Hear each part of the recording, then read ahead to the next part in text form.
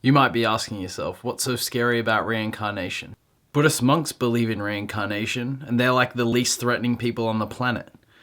Well, that was until China banned reincarnation.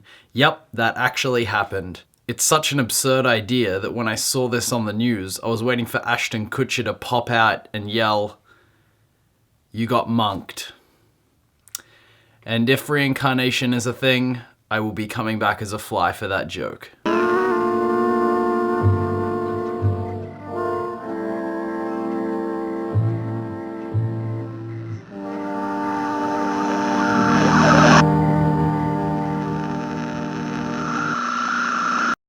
This is Mitch, welcoming you to another episode of Creepskates. Our first story today is a decidedly creepy one, of a kid born with an interest in fighter planes that turned out to be something a bit more sinister. This is one of those stories that makes me interested in the paranormal in a totally non-sarcastic way. Here is James at age 3, going over a plane as if he's doing a pre-flight check. And now, one of the biggest questions of life. What happens when it's over? Heaven? Hell? Nothing? Or might there be a fourth possibility? No, it's just an endless welfare line and your phone's got 2% battery left.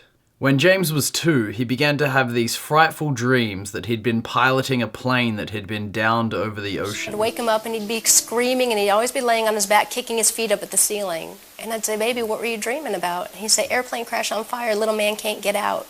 Dennis is asshole. Why Charlie hate? These nightmares went on for months, the puzzling thing being that no one had introduced James to the concept of war, besides the constant fear-mongering on the news and the propaganda and glorification of the army, and the destructive desensitization by toy companies. There you go, kill the enemies! Basically, the concept of war was lost on James. Bringing in an expert on reincarnation, they began encouraging James to share his memories, and the results baffled everyone. Mostly when he was tired, or drunk, James would speak about these memories. His dad being a naysayer and trying to prove this theory wrong, he began researching. Look at that guy, he probably vaccinates his kids too. Not only did he know the name of the plane he purported to have flown in his past life, but he knew specific details about it.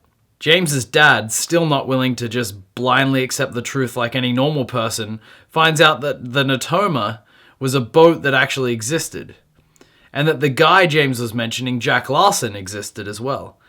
Man, this guy wouldn't know his heart chakra from a hole in the ground. Then, while Bruce was reading a big nerd book about Iwo Jima, James pointed to a picture of a Pacific island. Doing more research, James's father finds out that in fact the man James purported to be in his past life actually died at Iwo Jima in the war. His name was also James. They get in contact with a fella who flew next to James in an air raid and watched him get shot down. And then finally, James's dad comes around. He has seen reason. I was really excited for this episode because I get to talk about Junji Ito, famous manga writer and illustrator. Ito is responsible for such greats as The Black Paradox, Mimi's Ghost Stories, and my personal favorite, Uzumaki.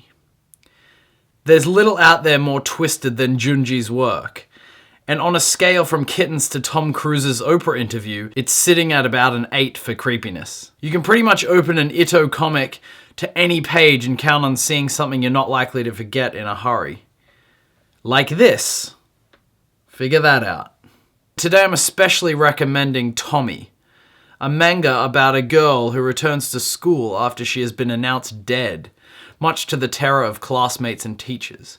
I'm going to leave the rest to your imagination, but this comic is super cool and was Ito's first and most well-known work. I provided a link in the description to a news article about a kid who led his village to where a man he claimed to be the reincarnation of was buried.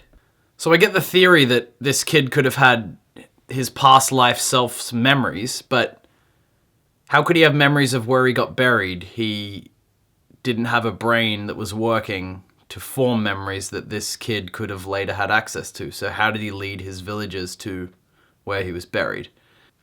I've provided the link to a neat little creepypasta about reincarnation that I found.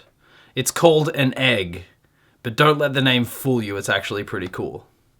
Now for some less cool stuff. This is a dude from my neck of the woods, Australia, who thinks he's the reincarnation of Jesus. My name's Alan John Miller, but I'm actually Jesus. And worse, he's convinced people of that too. I just imagine these people standing in front of the mirror just after having some kind of major life crisis. They're just looking at themselves and thinking, maybe I should sell cars. Nah, I hate salesmen. Maybe I could write a book. Nah, not literate enough. I do sort of look like that racist whitewashed caricature of Jesus, even though he most likely looked like this. Maybe I should grow my hair and be all passive-aggressively spiritual. Yeah, my teeth are totally white and straight enough for that. I'll make a fortune. From what I've heard him say, which has been utter New Age nonsense, I just don't understand why every time the interviewer asks his followers about him, they start crying. They're all so convinced that this guy is actually the Messiah. Even better, this guy met a woman and told her she was the reincarnation of Mary Magdalene, but had also said that to an ex-partner of his as well. I really had no idea who Mary Magdalene was. How many Mary Magdalenes have there been in your life? There's only one Mary Magdalene in my life. But there's been others. Is it two, three? No, you're not asking me, you're telling me. All right, I'm asking you. Okay. Did you tell other girls before Mary that they were Mary Magdalene? I told, yes, definitely.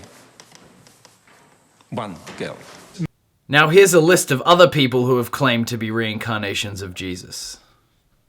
And here's a list of people who claim to be the reincarnation of Mickey Rooney. It's a crying shame. So we've reached the end of another episode of Creepskates. We're still here. We're doing alright, I think. No animals have been hurt yet. Oh, what's that? A duck. Check back next week for my review of a film about reincarnation, aptly named Reincarnation. Nothing has been more misunderstood than the premise of reincarnation in this film. It is an absolute mess. Now, I'm not going to get in the habit of reviewing old, lesser-known films, but I stumbled upon this one and I couldn't resist. You have 1 week to watch it. It's hilarious. I've been Mitch. You've been, well, just barely tolerable. I don't know what's gotten into you lately. The leader is this man.